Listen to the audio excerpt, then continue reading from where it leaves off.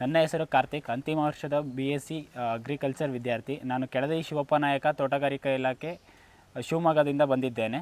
Sir, ನಿಮ್ಮದು ಒಂದು ಸ್ವಲ್ಪ ಕಿರು ಪರಿಚಯ ಮಾಡಿಕೊಡಿ. ಹೌದಾ? ನಮ್ಮದು ಚೆನ್ನೀರಿ ತಾಲೂಕು ಪಾಂಡವಮಟ್ಟಿ, ದಾವಣಗೆರೆ ಜಿಲ್ಲೆ. ಮಹೇಶ್ವರಪ್ಪ ಅಂತ ನಾನು 2021ನೇ ಇಸ್ವಿಯಲ್ಲಿ ಪ್ರಗತಿಪರ ರೈತ ಅಂತೇಳಿ ಪ್ರಶಸ್ತಿ ಕೊಟ್ಟರು. BC ಪಾಟೀಲ್ ಅವಾಗ ಕೃಷಿ ಇಲಾಖೆಯಲ್ಲಿ ಸಚಿವರಾಗಿದ್ದರು. ಆ ಟೈಮಲ್ಲಿ ನಮ್ಮ ಬೆಳೆ, ನಾವು ಬೆಳೆದಿರ್ತಕ್ಕಂಥ ಅಡಿಕೆ, ತೆಂಗು, ಬಾಳೆ ಆಗಿರ್ಬೋದು, ಇವೆಲ್ಲ ಅತ್ಯುತ್ತಮವಾಗಿ ಭಾಳ ಶ್ರೇಷ್ಠವಾಗಿ ಬೆಳೆದಿರೋದ್ರಿಂದ ನಮಗೆ ಆ ಪ್ರಶಸ್ತಿ ಬಂತು. ಮತ್ತು ವೀಳ್ಯದೆಲೆ ನಾವು ಮೇಯ್ನಾಗಿ ಬೆಳಿತೀವಿ. ಈ ವೀಳ್ಯದೆಲೆ ನೋಡಿ, ಅಲ್ಲಿ ವಿಡಿಯೋ ಹಿಡೀರಿ ಅದನ್ನು. ಅವ್ರು ಆ ರೀತಿ ಕಟಾವು ಮಾಡಬೇಕು. ಕಟಾವು ಮಾಡ್ಕೊಂಡ್ಬಿಟ್ಟು ಸ್ಮಾಲಾಗಿ ಪೆಂಡಿ ಮಾಡ್ಕೊಂಡ್ಬಿಟ್ಟು ಅವರು ಬೆಂಗಳೂರು, ದಾವಣಗೆರೆ, ಹುಬ್ಬಳ್ಳಿ, ಧಾರವಾಡ, ಚಿಕ್ಕಮಗಳೂರು, ಹಾಸನ ಅಲ್ಲಿಗೆಲ್ಲ ಡಿಸ್ಟ್ರಿಬ್ಯೂಟ್ ಮಾಡ್ತಾರೆ. ನಮಗೆ ಅಡಿಕೆಗಿನ ವೀಳ್ಯದೆಲೆಯಲ್ಲಿ ಜಾಸ್ತಿ ಇನ್ಕಮ್ ಬರ್ತಾಯಿದೆ. ಅದರಿಂದ ನಾವು ಯಥೇಚ್ಛವಾಗಿ ವೀಳ್ಯದೆಲೆನೇ ಜಾಸ್ತಿಯಾಗಿ ನಂಬಿಕೊಂಡು ಅದನ್ನೇ ಜಾಸ್ತಿ ಬೆಳೆಯನ್ನು ಬೆಳೀತಾಯಿದ್ದೀವಿ. ಕೊಟ್ಟಿಗೆ ಗೊಬ್ಬರ ಕೊಡ್ತೀವಿ, ಕುರಿ ಗೊಬ್ಬರ ಕೊಡ್ತೀವಿ, ಕುರಿ ಗೊಬ್ಬರ, ಮೇಕೆ ಗೊಬ್ಬರ ಕೊಡ್ತೀವಿ, ಕೋಳಿ ಗೊಬ್ಬರನೂ ಕೊಡ್ತಾಯಿರ್ತೀವಿ. ಅದರಿಂದ ಕೆರೆಯಿಂದ ಬಂದಿರಕ್ಕಂಥ ಕೆಲವುದು ಕೆಂಪು ಸಾಯಲ್, ಕೆಂಪು ಮಣ್ಣು ಇದ್ದರೆ ಅದನ್ನು ತಗೊಂಬಂದು ನಾವು ಈ ಎಲೆ ಬಳ್ಳಿಗೆ ಕೊಡ್ತೀವಿ. ಅಡಿಕೆಗೂ ಅದೇ ಗೊಬ್ಬರ ಮಣ್ಣು, ಎಲೆ ಬಳ್ಳಿಗೂ ಅದೇ ಮಣ್ಣು ಆಗುತ್ತೆ. ನಮಗೆ ಖರ್ಚು ಕಡಿಮೆ ಆಗುತ್ತೆ ಅವಾಗ. ಹಂಗಾಗಿ ಯಥೇಚ್ಛಿಗೆ ಪ್ರಮಾಣದಲ್ಲಿ ವೀಳ್ಯದೆಲೆ ನಾವು ಹೆಚ್ಚಿಗೆ ಆಸಕ್ತಿಯನ್ನು ವಹಿಸಿರೋದ್ರಿಂದ ನಾವು ಇಷ್ಟರ ಮಟ್ಟಿಗೆ ಎಲೆ ಬೆಳೆಯೋಕ್ಕೆ ಸಾಧ್ಯವಾಗಿದೆ. ನಿಮಗೆ ಪ್ರೇರಣೆ ಹೆಂಗೆ ಬಂತು ಸರ್? ಪ್ರೇರಣೆ ಹಿಂದೆ ನಮ್ಮ ಪೂರ್ವಿಕರು, ನಮ್ಮ ತಂದೆಯರು ಸಹಿತ ಈ ರೀತಿ ಎಲೆ ಬೆಳೆದಿದ್ದರು. ಕಡಿಮೆ ಪ್ರಮಾಣದಲ್ಲಿ ಬೆಳೆದಿದ್ರು. ಅವಾಗ ನಾವು ಓದುವಾಗ ಅದು ಬೇಡ, ನಾವು ವೀಳ್ಯದೆಲೆ ತೋಟ ಮಾಡೋಣ ಅಂಥೇಳಿ ಅಭಿಪ್ರಾಯ ಬಂದು ನಾವು ಇದನ್ನು ಯಥೇಚ್ಛಿಗೆ ಪ್ರಮಾಣ, ಅವಾಗ 2 ಎಕರೆ 3 ಎಕರೆ ಅವ್ರು ಮಾಡಿದ್ರು. ನಾವು 14-15 ಎಕರೆ ತಕಲು ಮಾಡಿ ವರ್ಷಕ್ಕೆ ಕಡಿಮೆ ಅಂದರೆ ತಿಂಗಳಿಗೆ 10 ಲಕ್ಷ ರೂಪಾಯಿಯ ವರಮಾನವನ್ನು ವೀಳ್ಯದೆಲೆ ತೊಗೊಳ್ತೀವಿ. ವರ್ಷಕ್ಕೆ 1 ಕೋಟಿ ರೂಪಾಯಿದು ಅಡಿಕೆ ಆದರೆ ಇದು ಅಷ್ಟೇ ಪ್ರಮಾಣದಲ್ಲಿ 80-90 ಲಕ್ಷ ರೂಪಾಯಿ ಒಂದು ವರ್ಷಕ್ಕೆ ನಮಗೆ ಈ ವೀಳ್ಯದೆಲೆಯಿಂದ ಒಳ್ಳೆಯ ರೇಟ್ ಸಿಗುತ್ತೆ. ನಮಗೆ ರೇಟ್ ಕಡಿಮೆ ಆದಾಗ ಕಡಿಮೆ ಆಗುತ್ತೆ. ಆದರೂ ಒಳ್ಳೆಯ ಲಾಭ ಅಂತ ವೀಳ್ಯದೆಲೆಯಿಂದ ನಮಗೆ ತೃಪ್ತಿಯಾಗಿದೆ. ಕೆರೆ ಮಣ್ಣನ್ನು ನಾವು ಡೈರೆಕ್ಟಾಗಿ ಹಾಕಬಾರ್ದು ಅಂತೀವಲ್ಲ, ನೀವು ಅದಕ್ಕೆ ಏನು ನಾವೇನು ಮಾಡ್ತೀವಿ ಅಂದರೆ, ಕೆರೆ ಮಣ್ಣನ್ನು ಲಾರಿಯಲ್ಲಿ, ಟ್ಯಾಕ್ಟ್ರಿಯಲ್ಲಿ ತೊಗೊಂಡ್ಬಿಟ್ಟು ಒಂದು ಪ್ಲೇಸಲ್ಲಿ ಸ್ಟಾಕ್ ಮಾಡ್ತೀವಿ. ಅದು ಗಾಳಿ, ಬೆಳಕು, ಬಿಸಿಲಿಗೆ ಬಿದ್ದರೆ ಅದು ಲವಣಾಂಶ ಜಾಸ್ತಿ, ಅದಕ್ಕೆ ಫಲವತ್ತತೆ ಸಿಗುತ್ತೆ ಅಂತ. ಡೈರೆಕ್ಟ್ ಭೂಮಿಯಿಂದ ತೊಗೊಂಬಂದು ಹಾಕಬಾರ್ದು. ಗಾಳಿ ಬೆಳಕಿ ಸ್ಟಾಕ್ ಆಗಬೇಕು ಮಣ್ಣು. ಅಂಥ ಮಣ್ಣು ತೊಗೊಂಬಂದು 2 ಪುಟ್ಟಿ ಮಾತ್ರ ನಾವು ಕೊಡ್ತೀವಿ ನೋಡ್ರಿ. ಈ ರೀತಿ ಕೆಂಪು ಮಣ್ಣು ಹಾಕೋದ್ರಿಂದ ಪೊಟ್ಯಾಷ್ ಅಂಶ ಜಾಸ್ತಿ ಇರುತ್ತೆ ಅಂತ ಕೃಷಿ ಇಲಾಖೆಯಲ್ಲಿ ನನಗೆ ಸಜೆಷನ್ ಮಾಡಿದ್ದಾರೆ. ಅದರಿಂದ ನಾವು ಕೆಂಪು ಮಣ್ಣನ್ನೇ ಇದಕ್ಕೆ ಬಳಸೋದ್ರಿಂದ ವೀಳ್ಯ ಬಳ್ಳಿ ಒಳ್ಳೆ ಕಲರಾಗಿ ಬರುತ್ತದೆ. ರೆಡ್, ಯೆಲ್ಲೋ ಕಲರಾಗಿ ಈ ರೀತಿ ಬರ್ತದೆ. ವರ್ಷಕ್ಕೆ ಎಷ್ಟು ಸಲ ಹಾಕ್ತೀರಾ ಸರ್ ಮಣ್ಣು? ವರ್ಷಕ್ಕೆ 1 ಸರಿ ಮಣ್ಣು ಹಾಕ್ತೀವಿ. ಯಾವ ಟೈಮ್? ಒಂದು ಪುಟ್ಟಿ ಜೂನ್ ಜುಲೈ ತಿಂಗಳಲ್ಲಿ ಹಾಕ್ತೀವಿ. 4 ಸರಿ ಗೊಬ್ಬರ ಕೊಡ್ತೀವಿ. ಸ್ವಲ್ಪ ಪ್ರಮಾಣದಲ್ಲಿ ಕೊಡ್ತೀವಿ. ಕೊಟ್ಟಿಗೆ ಗೊಬ್ಬರ ಆಗಿರ್ಬೋದು, ಕೋಳಿ ಗೊಬ್ಬರ ಆಗಿರ್ಬೋದು, ದನಿನ ಗೊಬ್ಬರ ಆಗಿರ್ಬೋದು. ಅದಕ್ಕೂ ಭಾರಿ ಚಳಿಯಾಗಿ ಮಳೆ ಜಾಸ್ತಿ ಆದರೆ ಸ್ವಲ್ಪ ಫರ್ಟಿಲೈಸರ್ ಕೊಡ್ತೀವಿ. 100-150 ಗ್ರಾಮು ಯೂರಿಯಾ, DAP ಮಾತ್ರ ಕೊಡ್ತೀವಿ ಅಷ್ಟೇ, ಬೇರೆ ಏನು ಕೊಡೋದಿಲ್ಲ. ಸರ್, ವೀಳ್ಯದೆಲೆಯಲ್ಲಿ ಈಗ ಚುಕ್ಕಿ ರೋಗ ಮತ್ತು ತುಂಬ ಬೂದಿ ರೋಗ ಈ ಥರ ಎಲ್ಲ ಕಾಯಿಲೆ ಬರುತ್ತಲ್ಲ, ಅದು ನಿಯಂತ್ರಣ ಹೆಂಗೆ ಮಾಡ್ತೀರಾ ಸರ್? ವೀಳ್ಯದೆಲೆಗೆ ಎಲ್ಲ ಸಸ್ಯಗಳಿಗೂ ಬರುವ ಹಾಗೆ ಇದು ಹಸಿರೆಲೆ ಆಗಿರೋದ್ರಿಂದ ಈ ರೀತಿ ಚುಕ್ಕಿ ರೋಗನ ಬರುತ್ತೆ. ಇದಕ್ಕೆ ಕೊಳೆ ರೋಗ ಅಂತ ಹೇಳ್ತೀವಿ. ಬೂದಿ ರೋಗ ಬರುತ್ತೆ. ಬೂದಿ ರೋಗ ಹಿಂಭಾಗದಲ್ಲಿ ಆಗಿಬಿಟ್ಟು ಈ ನರಭಾಗದಲ್ಲಿ ಬೂದಿ ಬಿತ್ತಪ್ಪ ಅಂದರೆ, ರೋಗ ಹುಳ ಆಡ್ತು ಅಂದರೆ ಇದು ತೊಟ್ಟು ಕಳಿಸಿ ಕೆಳಗೆ ಬೀಳುತ್ತೆ ಹಿಂಗೆ. ಅದರಿಂದ ನಾವು ಸಲ್ಫರು ಹೊಡಿತೀವಿ, ಕ್ಲೋರೋಫಾರಿಫಾಸ್ ಹೊಡಿತೀವಿ. ಆಮೇಲೆ ಡೈಥಿಯಂ 44 ಅಂತೇಳಿ ಪೌಡ್ರು ಬರುತ್ತೆ, ಅದನ್ನು ಹೊಡಿತೀವಿ. ಮಕ್ರಾನ್ ಅಂತೇಳಿ ಕಲ್ಲರಾಗಿ, ಒಳ್ಳೆ ಕಲರಾಗಿ ಬರಬೇಕು ಅಂತಂದರೆ ಮಕ್ರಾನ್ ಅಂತೇಳಿ ಒಂದು ಟಾನಿಕ್ ಬರುತ್ತೆ, ಅದನ್ನು ಸಿಂಪಡಣೆ ಮಾಡ್ತೀವಿ. ಒಂದು ಸರಿ ಇಲ್ಲಿ ವೀಳ್ಯದೆಲೆ ಕಟಾವು ಮಾಡಿದ ತಕ್ಷಣ ಹೊಡಿತೀವಿ 1 ವಾರದಲ್ಲಿ. ಆಮೇಲೆ ಸ್ವಲ್ಪ ಚಿಗುರಾದ್ಮೇಲೆ ಮತ್ತೊಂದು ರೌಂಡ್ ಕೊಡ್ತೀವಿ. ಆವಾಗ ಸಂಪೂರ್ಣವಾದ ಎಲೆ ನಮಗೆ ಬರುತ್ತೆ. ಮತ್ತು ಕಟಾವು ಮಾಡಿದ ಮೇಲೆ ಅದೇ ರೀತಿ ಒಂದು ಸರಿ ಕಟಾವು ಆದ ತಕ್ಷಣ ಹೊಡಿತೀವಿ, ಮತ್ತೊಂದು ಸರಿ ಚಿಗುರಿದ ಮೇಲೆ ಹೊಡಿತೀವಿ. ಈ ರೀತಿ ವರ್ಷಕ್ಕೆ ಕಡಿಮೆ ಅಂತಂದರೆ 8 ಸಾರಿ ಕಟಾವು ಮಾಡ್ತೀವಿ. 8 ಸಾರಿನೂ ಔಷಧಿ ಹೊಡಿತೀವಿ. ನಮಗೆ ಹೊಡಿಲಿಕ್ಕೆ ಈ ರೀತಿಯೆಲ್ಲ ಮಿಷಿನ್ ತೊಗೊಂಡಿದ್ದೀವಿ. ಸರ್, ವೀಳ್ಯದೆಲೆಗೆ ವರ್ಷ ಪೂರ್ತಿ ನೀರು ಬೇಕಾಗುತ್ತೆ. ಮಳೆಗಾಲದಲ್ಲಿ ಮಳೆ ಆಶ್ರಯದಲ್ಲಿ ಬೆಳೆಯುತ್ತೆ ಸರ್. ಈ ಕಡೆ ಎಲ್ಲ ಮಳೆ ಇರುತ್ತೆ.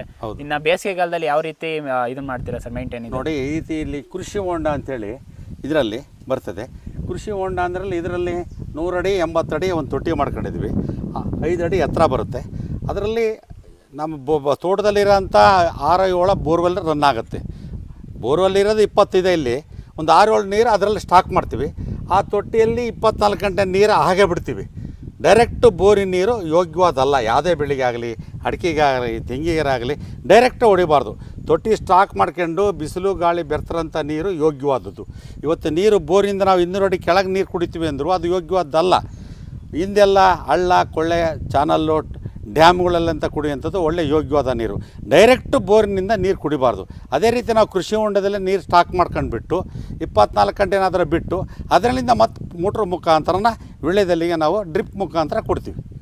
ತೋಟ ಸುತ್ತ ಈ ಶೇಡ್ ನೆಟ್ ಕಟ್ಟಿದಿರಲ್ಲ, ಏನು ಉದ್ದೇಶ ಅದು? ಉದ್ದೇಶ ಏನು? ಇದು ಒಳ್ಳೆ ಪ್ರಶ್ನೆ. ತೋಟ ಸುತ್ತ ಕಟ್ಟಿರೋದು ಏನು ಉದ್ದೇಶ ಅಂದರೆ, ಪಕ್ಕದಲ್ಲಿ ತೋಟ ಇರೋದಿಲ್ಲ, ಗಾಳಿ ಜಾಸ್ತಿ ಪ್ರಮಾಣದಲ್ಲಿ ನುಗ್ಗುತ್ತೆ. ಗಾಳಿ ನುಗ್ಗೋದ್ರಿಂದ ವಿಳ್ಯದಲ್ಲಿ ಏನಾಗುತ್ತೆ, ಈ ಎಲೆ ಹರಿದೋಗುತ್ತೆ ಗಾಳಿ ಹೊಡೆತಕ್ಕೆ, ಹಿಂಗೆ ಹರಿದೋಗ್ಬಿಡ್ತದೆ, ಹಿಂಗೆ ಕಟ್ಟಾಗ್ಬಿಡುತ್ತೆ ಹಿಂಗೆ. ಆವಾಗ ಮಾರ್ಕೆಟಲ್ಲಿ ಡಿಮ್ಯಾಂಡ್ ಇರೋದಿಲ್ಲ, ಆಮೇಲೆ ಅದು ಬೆಳೆನೂ ಬೆಳೆಯೋದಿಲ್ಲ. ಆ ದೃಷ್ಟಿಯಿಂದ ನೋಡಿರಿ, ವರ್ಷಕ್ಕೆ 2 ಲಕ್ಷ ರೂಪಾಯಿ ಮೇಲಾಗುತ್ತೆ. ನಾವು 20 ಅಡಿ ಹತ್ರ ಈ ಶೇಡ್ ನೆಟ್ ಕಟ್ತೀವಿ, ಈ ರೀತಿಯೇ ಕಟ್ತೀವಿ ಸುತ್ತಾನ. ಆವಾಗ ನಮಗೆ ಮಾಡುತ್ತೆ, ಗಾಳಿ ಕಡಿಮೆ ಆಗುತ್ತೆ, ಅದರೊಳಗೆ ಎಷ್ಟು ಬೇಕು ಅಷ್ಟು ಮಾತ್ರ ಗಾಳಿ ಬರುತ್ತೆ, ದೊಡ್ಡ ಪ್ರಮಾಣದಲ್ಲಿ ಗಾಳಿ ಬರಲ್ಲ. ಆ ದೃಷ್ಟಿಯಿಂದ ಈ ರೀತಿ ಕಟ್ತೀವಿ. ಸರ್, ಈಗ ಯಾವ ವೆರೈಟಿ ಸರ್ ಇದು? ಇದು ಕುಂಬಳಿ ಬಳ್ಳಿ ಅಂತೇಳಿ, ನಮ್ಮದು ನಾವು ಪೂರ್ತಿ ಮಾಡಿರೋ ತೋಟದ ತುಂಬ ಕುಂಬಳಿ ಬಳ್ಳಿ ಅಂತೇಳಿ 2 ವೆರೈಟೀಸ್ ಬರುತ್ತೆ. ನಾಗಬಳ್ಳಿ ಅಂತ ಒಂದು ಬರುತ್ತೆ, ಅದು ಚೂಪಾಗಿ ಬರುತ್ತೆ ಇಲ್ಲಿ, ಅದು ಮಾರ್ಕೆಟಲ್ಲಿ ಅಷ್ಟೊಂದು ಡಿಮ್ಯಾಂಡ್ ಇಲ್ಲ. ಇದು ಕುಂಬಳಿ ಬಳ್ಳಿಯಲ್ಲಿ ಒಳ್ಳೆ ಮಾರ್ಕೆಟ್ ಇದೆ, ಅದರಿಂದ ನಾವು ಪೂರ್ತಿ ಕುಂಬಳಿ ಬಳ್ಳಿ ಅಂತೇಳಿ ಇದನ್ನೇ ನಾವು ಸಜೆಷನ್ ಮಾಡ್ಕೊಂಡು ಇದು ಒಳ್ಳೆ ತಳಿ ಅಂತೇಳಿ ಇದನ್ನು ನಾವು ಆಯ್ಕೆ ಮಾಡ್ಕೊಂಡಿದ್ದೀವಿ. ಇದರಲ್ಲಿ 1 ರಿಂದ 20 ಕಟ್ಟು ಎಲೆ ಬರ್ತದೆ. ಇದರಲ್ಲಿ ಒಂದು ಬಳ್ಳಿಗೆ 20 ಕಟ್ಟು ಎಲೆ ಬರುತ್ತೆ. ಆ ಬಳ್ಳಿಯಲ್ಲಿ 10 ರಿಂದ 12 ಕಟ್ಟು ಎಲೆ ಬರುತ್ತೆ. ಅದರಿಂದ ನಾವು ಇದನ್ನೇ ಸಜೆಷನ್ ಮಾಡಿದ್ವಿ. ಇದು ಅಗಲ ಬರ್ತದೆ, ದೊಡ್ಡ ಪ್ರಮಾಣದಲ್ಲಿ ಬರ್ತದೆ, ಇದು ಕಲರಾಗಿ ಬರ್ತದೆ. ಇದು ಮಾರ್ಕೆಟ್ನಲ್ಲಿ ಒಳ್ಳೆ ರೇಟ್ ಸಿಗುತ್ತೆ ಇದಕ್ಕೆ. ಆ ದೃಷ್ಟಿಯಿಂದ ನಾವು ಇದನ್ನು ಸೆಲೆಕ್ಷನ್ ಮಾಡಿದ್ವಿ. ಸರ್, ಆ ಜಾಗದಲ್ಲಿ ಹೈಟ್ ಒಂದು ಸ್ವಲ್ಪ ಕಮ್ಮಿ ಇದೆ ಬಳ್ಳಿದು, ಈ ಜಾಗದಲ್ಲಿ ತುಂಬ ಎತ್ತರ ಇದೆಯಲ್ಲ, ಏನು ಕಾರಣ?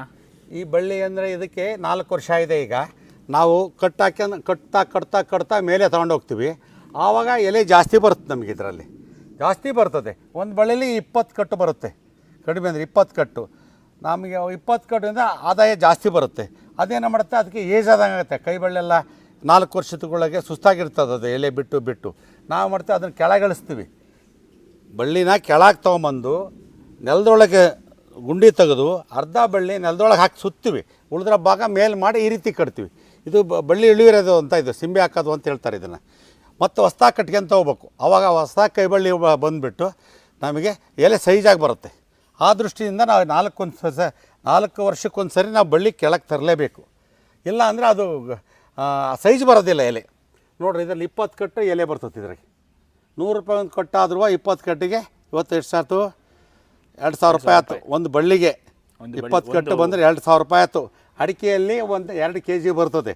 ನಾವು 50,000 ರೂಪಾಯಿ ಅಡಿಕೆ ಲೆಕ್ಕ ಹಾಕ್ಕೊಂಡ್ರು 2 kgಗೆ 1,000 ರೂಪಾಯಿ ಆಯ್ತು. ನಾವು ಎಲೆ ಬಳ್ಳಿಯಲ್ಲಿ 1,000ಗೆ ಒಂದು ಸರಿ ಕಟಾವು ಮಾಡೋಕ್ಕೆ 2,000 ರೂಪಾಯಿ ಬೇಡ, 1,500 ರೂಪಾಯಿ ಬಂದರೂ 8 ಸಾರಿ ಕಟಾವು ಮಾಡ್ತೀವಿ. ಅಲ್ಲಿಗೆ 800 8 12 ಇದರ 4ರಷ್ಟು ಉತ್ಪನ್ನ ನಮಗೆ ವಿಳ್ಯದಲ್ಲಿ ಬರ್ತದೆ. ಇದನ್ನು ಭಾಳ ಜನ ಮಾಡೋದಿಲ್ಲ. ಯಾಕೆ ಮಾಡೋದ್ರಿಂದ ಶ್ರಮ ಜಾಸ್ತಿ. ಇದಕ್ಕೆ ಲೇಬರ್ಸ್ ತುಂಬಾ ಬೇಕು. ಜಾಸ್ತಿ ನೀರು ಕೊಡೋಗಿಲ್ಲ, ಜಾಸ್ತಿ ಮಳೆನೂ ಬರೋಂಗಿಲ್ಲ, ಜಾಸ್ತಿ ಪ್ರಮಾಣದಲ್ಲಿ ಒಣಗೋದು ಅಂದರೆ ಮಳೆ ಕಡಿಮೆ ಆಯ್ತು ಅಂದರೆ 5 ದಿವ್ಸಕ್ಕೊಂದು ಸರಿ ನಾವು ಡ್ರಿಪ್ ಕೊಟ್ಟು ನೀರು ಕೊಡ್ತಾ ಇರಬೇಕು. ಇದನ್ನು ಚಿಕ್ಕ ಮಕ್ಕಳು ಹೆಂಗೆ ಆರೈಕೆ ಮಾಡ್ತೀವಿ ನಾವು, ಅವರಿಗೆ ಟಾನಿಕು, ಅವರಿಗೆ ಬ್ರೆಡ್ಡು ಬಿಸ್ಕತ್ ಹೆಂಗೆ ಆರೈತೀವಿ ಹಂಗೆ ಪ್ರತಿಯೊಂದನ್ನು ಇವು ಕೊಡ್ತಾ ಇರಬೇಕು. ಸ್ವಲ್ಪನೂ ಬಾಡಂಗಿಲ್ಲ. ಇವತ್ತು ಬಾಡ್ತು ಅಂದರೆ ಎಲೆ ಕಡ್ಡಿ ಫೇಲ್ ಆಗುತ್ತೆ. ಇದೆಲ್ಲ ಹೊರಗೆ ಅಂಕರಾಗಿ ಇದೆಲ್ಲ ಸೈಜ್ ಬರೋದು ಫೇಲ್ ಆಗಿಬಿಡುತ್ತೆ. ಆ ರೀತಿ ನಾವು ಸಾಕೊಂಡ್ರೆ ನಮಗೆ ಆದಾಯ ಚೆನ್ನಾಗಿ ಬರ್ತದೆ. ಅದರಿಂದ ಬಾಳೆ ಹಾಕಿದ್ದೀವಿ. ಬಾಳೆ ನಮಗೆ ಬಾಳೆನೂ ಬರುತ್ತೆ. ಮೇಲಾಗಿ ಅದು ಬಾಳೆ ವಿಳ್ಯದಲ್ಲಿ ಪ್ಯಾಕ್ ಮಾಡಲಿಕ್ಕೆ, ಬಂಡಲ್ ಮಾಡಲಿಕ್ಕೆ ನಮಗೆ ಬಾಳೆ ಗೆಜ್ಜೆ ಬೇಕು. ಗರಿ, ಕಾಂಡ, ಮರ ಇದ್ದಲ್ಲಿ ಬೇಕು. ಆ ದೃಷ್ಟಿಯಿಂದ 1 ಎಕರೆ ನಾವು ಬಾಳೆ ಹಾಕಿದ್ದೀವಿ. ವಿಳ್ಯದಲ್ಲಿ ಎಲ್ಲದೂ ಬೇಕಾಗತ್ತಲ್ಲ, ಪ್ಯಾಕಿಂಗ್ ಮಾಡಲಿಕ್ಕೆ, ಬಂಡಲ್ ಮಾಡಲಿಕ್ಕೆ. ಅವನ್ನ ಮಾಡಿಬಿಟ್ಟು ನಾವು ಹುಬ್ಳಿ, ಧಾರವಾಡ, ಬೆಳಗಾಂ ತಕ್ಕಲು ಬಂಡಲ್ನೆಲ್ಲ ಕಳಿಸ್ಕೊಡ್ತೀವಿ. ಸರ್, ವರ್ಷವಿಡೀ ಕೆಲಸ ಇರುತ್ತೆ, 8 ಸಲ ಕಟಾವು ಮಾಡಬೇಕು ಅಂತ ಹೇಳ್ತೀರಾ. ಅದಕ್ಕೆ ನಿಮಗೆ ಕೆಲಸಗಾರರು ಎಲ್ಲಿಂದ ಬರ್ತಾರೆ, ಯಾವ ರೀತಿ ಇದು ಮಾಡ್ತೀರಾ? ನಮಗೆ ಇವರು ತರೀಕೆರೆಯರು ಬರ್ತಾರೆ, ಹಾವೇರಿ ಜಿಲ್ಲೆಯರು ಬರ್ತಾರೆ, ಚನ್ನೀರು ತಾಲೂಕು ಸುತ್ತಮುತ್ತ ಕೆಲವರು ಹಳ್ಳಿಯರು ಬರ್ತಾರೆ.